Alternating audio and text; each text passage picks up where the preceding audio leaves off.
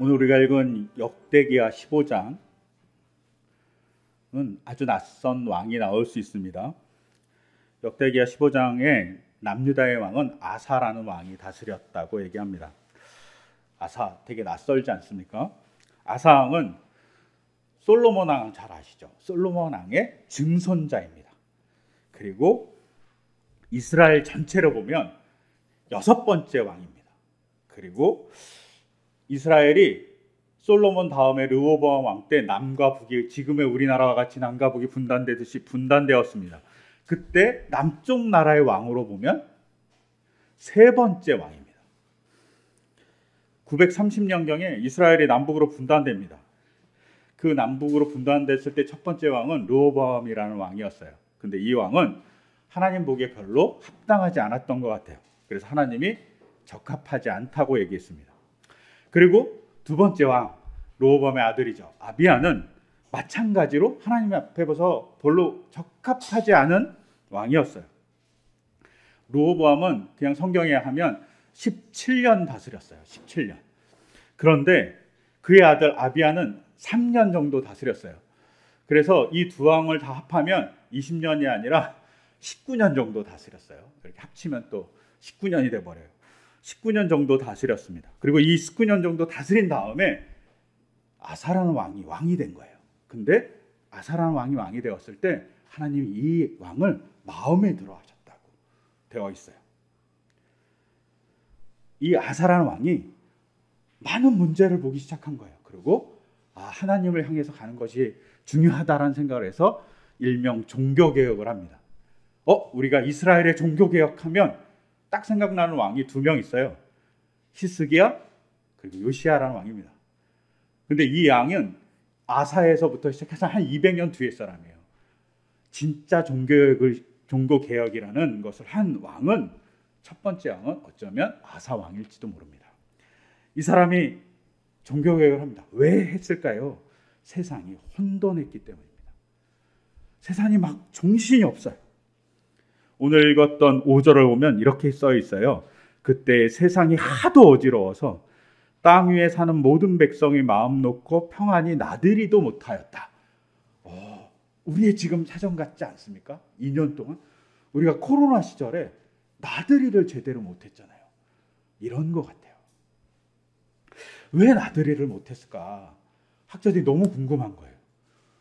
근데 이스라엘만 나들이를 못한 게 아니라 온 세상이 나들이를 못했다라고 기록하고 있어요. 그래서 학자들이 너무 궁금하잖아요. 그러니까 막 이제 땅을 판 거죠. 뭐 나올까? 문서들이 나올까?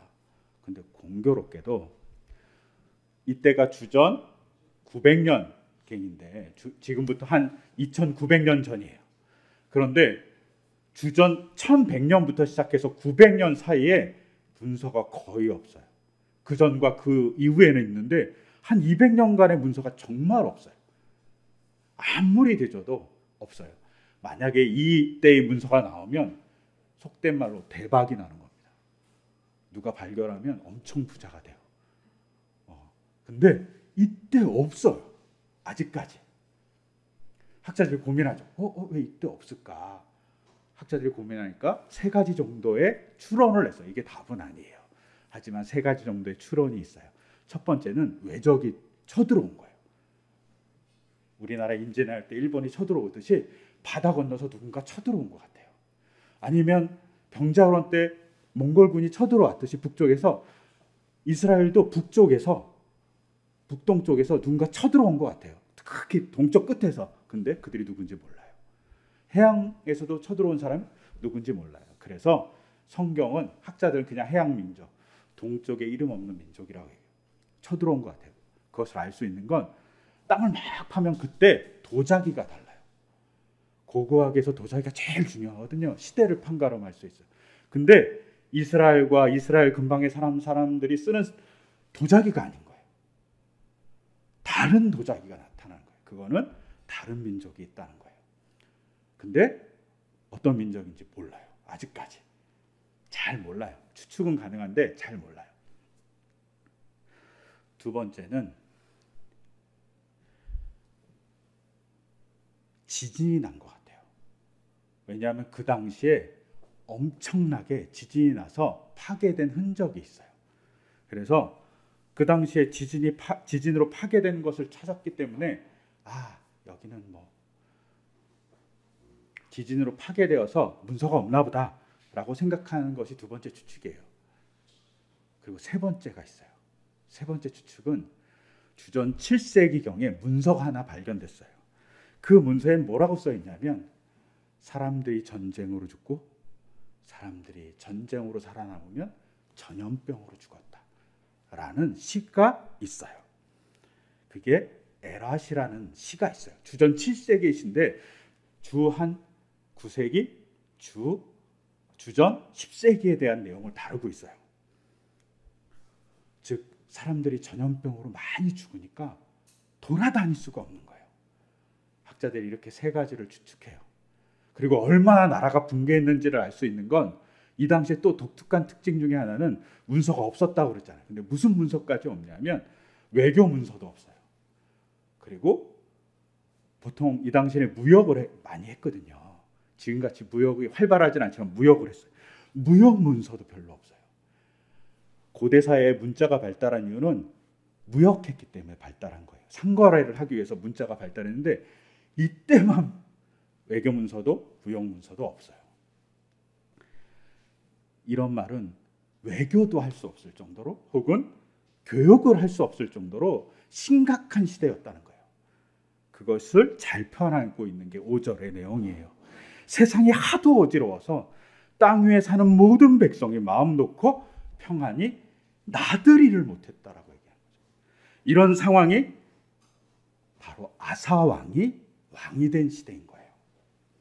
아사 왕이 이렇게 왕이 되고 나서 생각하는 거죠. 왜 이렇게 우리가 나들이도 할 수 없을 만큼 힘들까 생각하다가 하나의 결론을 얻습니다. 그 하나의 결론을 뭐라고 얘기하냐면 첫째는 두 개의 결론을 얻어요. 하나는 우리가 하나님을 잘 섬기지 못하고 우리가 하나님의 뜻을 따르지 못했다라는 것 하나, 또 하나는 이웃을 돌보지 못했다는 거예요. 그래서 그것을 만회하기 위해서 어떻게 합니까? 아사왕이 국방을 강화합니다. 그리고 자기 백성을 돌보려고 해요. 그리고 두 번째 한 일이 하나님을 잘 따르려고 합니다. 그래서 오늘 우리가 읽지는 않았지만 바로 전장인 14장에는 아사왕이 종교개혁을 일으켜요. 그래서 뭘 하냐면 우상들을 없애버려요. 우상들을 막 다 없애버려요. 이렇게 전쟁과 혼돈과 기근과 전염병이 발생한 이유는 우리가 하나님을 잘 지키지, 하나님의 뜻을 잘 따르지 않았기 때문이에요 라고 생각해서 그것을 다 회복하기 위해서 우상들을 없애버리기 시작합니다. 근데 14장에 보면 우상을 막 없앴다고 써있는데 뭔 우상을 없앴다고 써있냐면 아세라상을 없앴다고 되어 있어요. 아세라는 여자신이에요. 이스라엘 사람은 하나님은 성이 없어요. 남자인지 여자인지 구분이 없단 말이에요. 그런데 이스라엘 사람들이 아세라라는 여자신을 섬겨요. 그래서 고고학으로 발견된 것 중에 하나님의 아내 아세라라는 문구가 딱 한 번 발견이 됐어요. 그 정도로 이스라엘 사람들이 이 당시에 타락한 거예요. 고대 사람들을 보니까, 고대 중동 사람들을 보니까 다 하나님이 있는데 와이프가 있네, 아내가 있네. 우리 하나님도 아내가 있어야 돼. 그러니까 아세라상을 옆에 둬야지. 이렇게 하고 아세라상을 옆에 두었을 가능성이 있어요. 타락해 가기 시작하는 거죠. 그리고 역대하 14장 5절에 보면 또 뭐가 나오냐면 태양상을 없앴다고 되어 있어요. 태양상이란 히브리어가 함마님이에요. 함마님인데 이 함마님이란 단어의 정확한 뜻은 아직까지 몰라요. 하지만 두 가지를 추측해요. 하나는 제단에 올리는 향로예요. 우리가 이렇게 향을 피울 때 있는 향로 있잖아요. 그런 향로예요. 그것을 없앴다라는 말이 될 수 있고, 다른 하나는 우리 세번역이나 개역 개정대로 태양상이에요. 태양의 이미지 같은 거예요. 뭔지 정확하게 몰라요. 근데 만약에 제단의 향단이라고 그러면 향단은 언제 쓰죠? 기도할 때 쓰는 거예요. 근데 기도할 때 쓰는 걸 아무데나 놓고 누구한테 기도했냐면 우상한테 기도했다는 거예요. 그걸 없앴다는 거예요. 근데 태양상이라고 그러면 더 문제가 돼요. 이스라엘 사람들이 태양신을 섬겼을까요? 아니, 그 당시에 이스라엘 살고 있는 그 지금의 가나안 땅, 그리고 가나안 땅 북쪽에 있는 메소포타미아 사람들이 태양상을 섬겼을까요? 태양신을 섬긴 사람들은 이집트를 제외하고는 별로 없어요.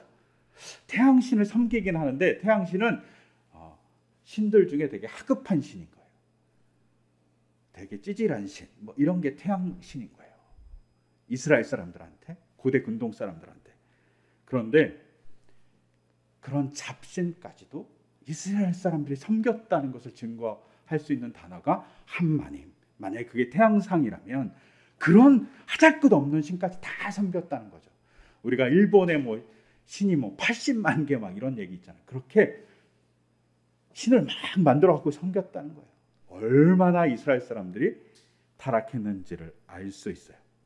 심지어 열왕기상 15장 12절 똑같은 상황을 설명하고 있는 책이에요. 열왕기상 15장에는 뭐라고 써 있냐면 남색하는 자를 없앴다고 되어 있어요. 남색하는 자가 뭐냐면 남자 참기라는 뜻이에요. 근데 그렇다고 해서 동성애를 했다 이런 뜻 아니에요. 이건 그렇게 오해하면 절대 곤란해요. 이 남색하는 자를 히브리어로 뭐라 읽을 것 같으세요? 히브리어로 읽으면 카테심이에요. 카테심이 뭐 같아요? 직역하잖아요. 거룩한 남자들이에요. 근데 왜 남색하는 자들이라고 번역했을까? 거룩한 남자들 그러면 제사장이나 성전에서 일하는 사람 같잖아요. 근데 그런 사람들이 아닌 거예요. 이 거룩한 사람이라고 얘기하는 카테심은 어떤 사람들이었냐면 이방 신전에서 퍼포먼스를 벌리는 거예요. 신을 즐겁게 하기 위해서 막 퍼포먼스를 막 행위하는 사람들인 거예요. 그 중에 성적인 행위도 포함된 거예요. 그런 남자들인 거예요.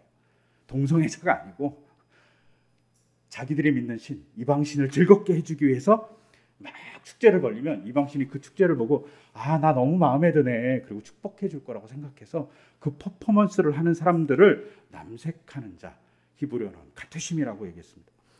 그런 사람들까지 존재했다는 거예요. 그러면 여기에 질문이 있어요. 왜 이렇게 이방신 우상을 섬겼을까요? 첫째는 무분별하게 메소포타미아 사람들의 문화, 가나안 사람의 문화를 받아들인 거예요. 우리 하나님도 하나가 아닌가 봐. 여러 명 섬기면 더 좋지 않을까? 하나님만 섬기라고 그랬는데 여러 신을 섬기면 좋을 것 같아. 그래서 여러 신을 섬기려고 했던 문화가 있어요. 근데 그것보다 더 중요한 문제가 있어요. 더 중요한 게 뭘까요? 자기 욕심이에요. 내가 이루고 싶은 것을 풍요의 신한테 가고 풍요롭게 해달라고 빌어야지. 병이 들었어요. 그러면 치유의 신한테 가고 고쳐달라고 그래야지. 비가 안 와. 그러면 비를 다스리는 신한테 가서 내가 비를 내려달라고 그래야지.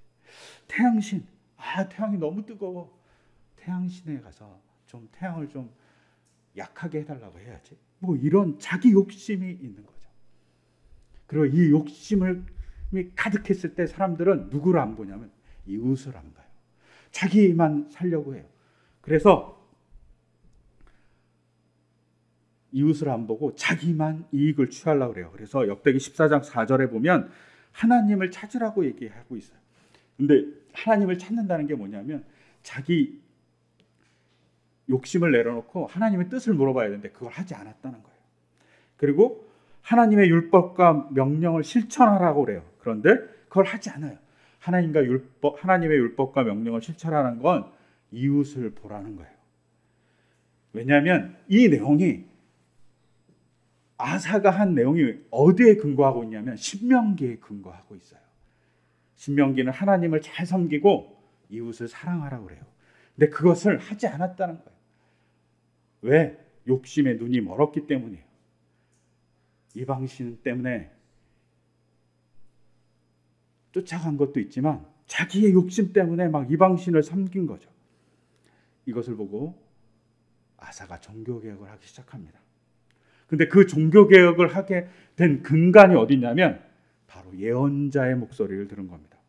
오늘 읽었던 본문 15장 1절에 보면 오뎃의 아들 아사랴에게 하나님의 말씀이 내렸어요. 그리고 아사라가 아사한테 가서 하나님의 이야기를 전합니다. 근데 이 공교롭게도 오뎃 그리고 아사라라는 이름이 되게 이상해요. 오뎃은 하나님께서 도우셨다라는 뜻이에요. 그럼 아사라는 무슨 뜻일까요? 아사라도 하나님께서 도우셨다라는 뜻이에요. 둘이 같은 뜻이에요. 어떤 면에서 예언자는 자신의 이름을 통해서 혹은 자신의 아들의 이름을 통해서 야, 너희의 삶을 도와주시는 분은 우상이 아니라 하나님이야 라고 얘기해주고 싶었던 거예요. 자기의 아들 이름을 아사라라고 적어놓고 하나님의 도우심을 바라면서 살아 라고 얘기하는 거죠. 그런 믿음을 갖고 살아. 비의 신을 믿고 사는 게 아니라, 태양신을 믿고 사는 게 아니라, 달신을 믿고 사는 게 아니라 오직 하나님의 도우심만을 바라면서 살아 라고 얘기하는 이미지가 여기 담겨져 있어요. 그리고 그런 이미지를 갖고 있는 이름 없는, 이 사람의 출신도 안 나오잖아요. 이 사람이 누구 가문이라고도 안 나오잖아요. 그 말은 오뎃이나 아사라가 별 볼 일 없는 사람이라는 거예요. 근데 그 별 볼 일 없는 자의 예언을 아사라는 왕이 듣습니다. 그것을 통해서 종교개혁이 시작되는 거죠. 하나님의 말씀을 따라 살려고 얘기하는 예언자 오뎃, 아사라의 말을 듣는 거예요. 저희 교회가 이렇게 예배 공간을 빌려 쓰는 겨자씨 마을 교회 목사님을 제가 되게 존경하고 좋아해요. 그런데 목사님이 아들이 2명 있어요. 근데 한 명은 저희 아들 휘하하고 고등학교 1학년으로 동갑이에요. 그리고 한 명은 지금 대학생이에요. 아마 이제 3학년 정도 된 것 같아요. 이 친구가 대학을 갈 때 수능 보잖아요. 수능에서 1개 틀렸대요. 제 주위에 수능에서 1개 틀린 사람 처음 봤어요. 있을 수도 있어요. 여기 중에도. 그런데 처음 봤어요. 하나 틀렸대요. 공부 엄청 잘하죠. 그런데 중학교 때도 공부를 엄청 잘했대요. 근데 고등학교를 가려고 할 때 이 목사님이 자기 첫째 아들한테 이렇게 얘기했대요. 너는 사람들과 더불어서 일반인과 살아야 하고 나도 일반인과 같이 살기 때문에 특목고, 외고, 과학고 이런 거 안 가도 된다. 그냥 일반고 가라. 이렇게 얘기했대요. 그리고 거기서 열심히 공부해라.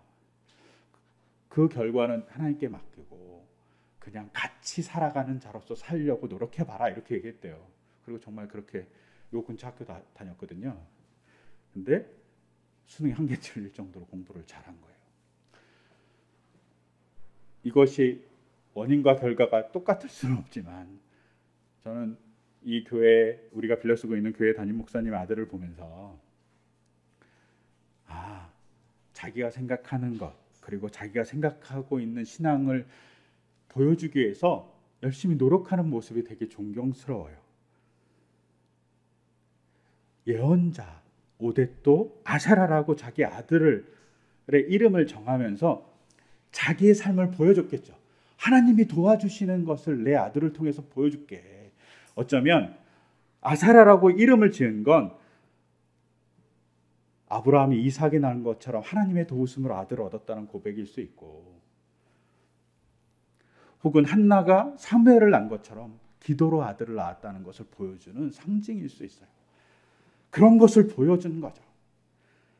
다른 신에게 도움을 받는 게 아니라 하나님의 도움을 받으면서 살아라고 얘기하는 겁니다. 그리고 그런 사람의 이야기를 경청한 아사가 있었던 거죠. 아사 왕이. 그래서 종교개혁이 시작됩니다. 또 하나는 15장 9절에 보면 남북으로 갈라져 있는 이스라엘에게 참여한 사람들이 있어요. 남유다에. 누가 참여했냐면 에브라임과 므낫세와 시므온 지파에 속한 백성도 모두 불러 모았다. 주 하나님께서 아사와 함께 계시는 것을 보고 이스라엘에서도 많은 사람들이 아사에게 모여들었다. 이렇게 되어 있어요. 남과 북이 거의 20년 동안 전쟁하고 있었어요. 아니 30년 정도 전쟁했겠죠. 아사가 다스린 해가 있으니까. 그런데 철저하게 둘이 미워했는데 어느 날 북쪽의 사람들이 신앙을 지키기 위해서 남하합니다. 그리고 그 남하한 사람을 누가 잘 대접해 줬냐면 히스기야 왕 요시야가 잘 대접해 줬는데 그보다 200년 전 아사 왕이 잘 대접해 줍니다. 그들의 이야기를 들어주고 그들의 고민을 들어주고 그들의 신학을 들어줍니다. 왜냐하면 히스기야가 종교개혁을 할 때 기반이 됐던 것, 요시야가 종교개혁할 때 기반이 됐던 게 신명기거든요. 근데 그 내용과 200년 전에 똑같은 내용을 하고 있는 사람이 누구냐면 아사 왕이에요. 그러니까 그 신명기의 내용은 북쪽에서 내려온 거거든요. 근데 그 북쪽에서 내려온 신명기의 내용을 누가 알고 있었냐면 아사가 알고 있습니다. 어떻게? 북쪽에서 내려온 사람들을 대우함으로. 북쪽에서 내려온 사람들이 잘못됐다고 생각하지 않는 거죠. 그리고 그들의 삶을 챙겨준 거죠. 그를 통해서 변혁이 일어나고 그를 통해서 자기를 점검한 거예요. 자기를 점검했더니 오늘 본문 3절의 내용이 나옵니다. 오늘 본문 3절에 보면 이스라엘은 오랫동안 참 하나님이 없었고 가르치는 제사장이 없었고 율법이 없었다 이렇게 기록되어 있어요. 그들의 신명기적인 관점을 갖고 내려왔던 사람들의 관점에서 보니 남유다가 제사도 열심히 드리고 심지어 예루살렘 성전도 있었어요. 그런데 그런 그 남유다가 하나님이 없다는 거예요. 그런 남유다에 제사장도 없다는 거예요. 제사장이 있는데 그런 제사장이 있어서 율법을 맨날 있는데 율법이 없다고 얘기하는 거예요. 솔로몬 성전이 떡하니 버티고 있는데 말입니다. 왜? 하나님 말씀을 제대로 보지 못하는 사람들이 많았기 때문입니다. 그러니 세상이 혼돈하고 아팠다고 얘기하는 거예요. 여러분 오늘 읽었던 예수님 누가복음에 보면 예수님이 예루살렘을 향해서 이렇게 얘기해요. 예언자들을 죽이고 내게 파송된 사람들을 돌로 치는구나 라고 얘기합니다. 누구한테 얘기합니까? 예루살렘한테 얘기합니다. 예루살렘에 엄청나게 많은 제사장이 있었습니다. 유서 깊은 사독 가문이 예루살렘을 다스리고 있었어요. 그런데 예수님을 몰라봅니다. 종교적으로 대대손손 종교적인 일만 하고 있었던 레위지파 사람들도 많이 있었어요. 근데 그들도 예수님을 알아보지 못합니다. 평신도 조직인 정말 평신도들이 열심히 신앙생활을 한다고 보여지는 바리새파 사람들이 있었음에도 불구하고 예수님을 알아보지 못합니다. 심지어 오늘날 수도원과 같이 수도하면서 외딴 공간에서 세속과 단절하고 열심히 하나님을 찾았던 SNF파 혹은 쿰난 집단이 있었음에도 불구하고 예수님을 못 알아봅니다. 종교적인 열심이 있어갖고 로마인들을 다 몰아내야 된다고 지상에 하나님의 나라를 만들어야 된다고 얘기했던 열심당원이 있었음에도 불구하고 예수님을 못 알아봅니다. 이들이 얼마나 열심이었으면 로마 제국이 예루살렘을 함부로 건들지 못했어요. 제가 정확한 기억인지 모르겠지만 로마 제국이 유대인들에게 있어서는 병역의 의무를 주지 않았다고 기록된 것 같아요. 제가 막 이 기록을 찾아보려고 여러 걸 막 찾았는데 어디 있는지 몰라갖고 못 찾았어요. 병역의 기록이 없어요. 그 대신 세금을 냈어요. 그 정도로 이스라엘 사람들을 대단히 종교적인 사람이라고 봤어요. 그럼에도 불구하고 예수님을 못 알아본 게 예수님 당시의 유대인들입니다.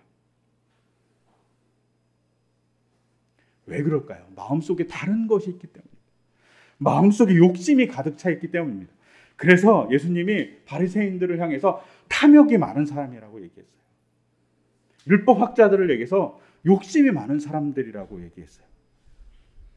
그들의 마음속에 모양은 열심히 예배하지만 욕심으로 가득 찬 거죠. 자기만의 욕심으로. 그래서 그것을 이루기 위해서 종교 생활을 하는 거죠. 오늘 읽었던 골로새서 3장 5절의 후반절에 뭐라고 얘기하냐면 탐심이 우상이라고 얘기해요. 탐심이 우상입니다. 욕심이 우상이라고 얘기합니다. 욕심이 우상을 만든다고 얘기합니다. 이게 지금 이렇게 설교하고 있는 저도 마찬가지입니다. 제가 갖고 있는 욕심이 우상을 만듭니다. 저는 가끔 저희 아이를 이렇게 키우다가 저한테 깜짝깜짝 놀랄 때가 있어요. 두 가지입니다. 하나는 좋은 것을 사줄 때요. 내가 아이한테 이렇게 좋은 걸 사줘야 되나? 이런 생각이 들 때가 있어요. 그러면서 아이가 다른 사람에게 비교당하지 않았으면 좋겠다라는 욕심이 있는 거죠. 근데 제 가치랑 제가 생각하는 여러 가지의 생각과 다른데 사줘요. 그러면 아이가 나한테 우상이구나 라는 생각을 할 때가 있어요. 좋게 볼 때. 또 하나는 나쁘게 볼 때입니다. 언제냐? 아이에게 화를 낼 때입니다. 제가 아이한테 막 화를 내요. 근데 제 성격상 누구한테 그렇게 화를 낸 적이 별로 없어요. 아이한테 막말을 할 때도 있어요. 근데 제 성격상 제 삶에서 그렇게 누구한테 막말을 했나? 해본 적이 없어요. 라고 생각이 돼요. 제 기억에. 근데 왜 그럴까요? 아이의 미래에 대한 제 상 때문에 그래요. 제 욕심 때문에 그래요. 아이의 처지는 생각하지 않고 제 욕심이 그 아이에게 화를 내게 만듭니다. 그 욕심에는 아이를 사랑으로 바라보는 것도 있지만, 아이를 걱정하는 것도 있지만, 제 꿈도 있어요. 그러니까 막 아이한테 화를 내는 거예요.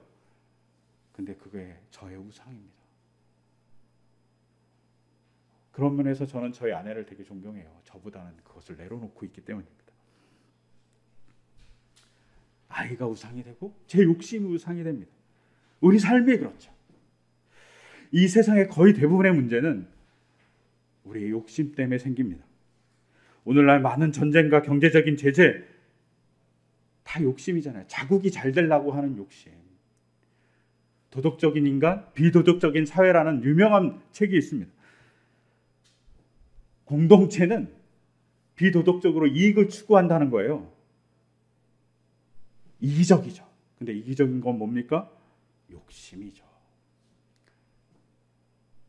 근데 그 욕심을 내려놓아야 된다고 얘기합니다.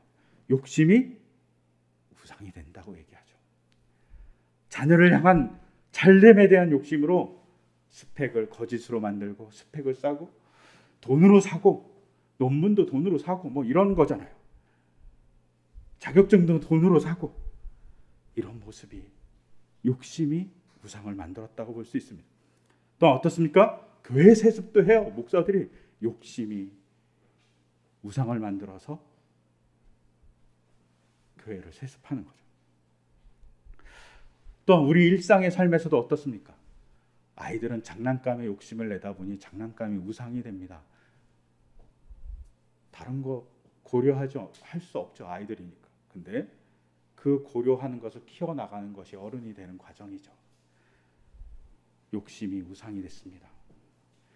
성인도 마찬가지예요. 성인의 장난감에 대한 우상이 있어요. 우리가 마니아라고 얘기하는 것을 통해서 우상이 만들어집니다. 심지어 저는 가끔마다 맛있는 것을 먹을 때마다 내가 먹는 것에 너무 집착하네 라고 생각할 때가 있어요. 이렇게 많은 것을 먹으면 가난한 자를 생각하는 것을 내가 잊었나? 라고 생각합니다. 먹는 것이 가끔은 우상이 됩니다. 미용이 우상이 될 때도 있습니다. 우리가 지위가 우상이 될 때도 있습니다. 명예가 우상이 될 때도 있습니다. 물질에 대한 욕심이 우상이 될 때가 있습니다. 우리의 마음이 우상을 만듭니다. 역다하에 나왔던 출입할 수 없을 정도로 평안하지 못한 상태, 그거는 우상이 만들었는데 그 우상은 뭐가 만들었냐? 욕심이 만들었습니다. 세상의 분란과 어려움은 다 욕심이 만들어가는 부분이 없지 않아 있습니다. 그 욕심을 내려놓는 일 우리가 해야 됩니다. 그럼 마음을 비우면 될까요? 그럼 마음을 비우면 어떤 일이 벌어질까요? 누가복음에 보면 귀신이 들린 한 사람이 있다고 얘기합니다. 근데 그 사람의 마음속에 귀신이 나가버렸어요. 마음이 깨끗해졌어요. 그리고 안 차 있으면 귀신이 다시 와서 이 사람 마음이 깨끗하네. 그리고 7명의 귀신 친구를 데려와서 8명이 들어가고 마음을 어지럽힌다고 되어 있어요. 더 상태가 나빠진다는 거죠. 우리가 마음이 깨끗한 건 중요하지만 그 깨끗한 것은 뭐냐면 예수님이 차 있고 하나님이 차 있고 성령님이 차 있는 상태가 되는 것을 의미합니다. 여러분, 그냥 마음이 깨끗한 건 중요하지 않아요.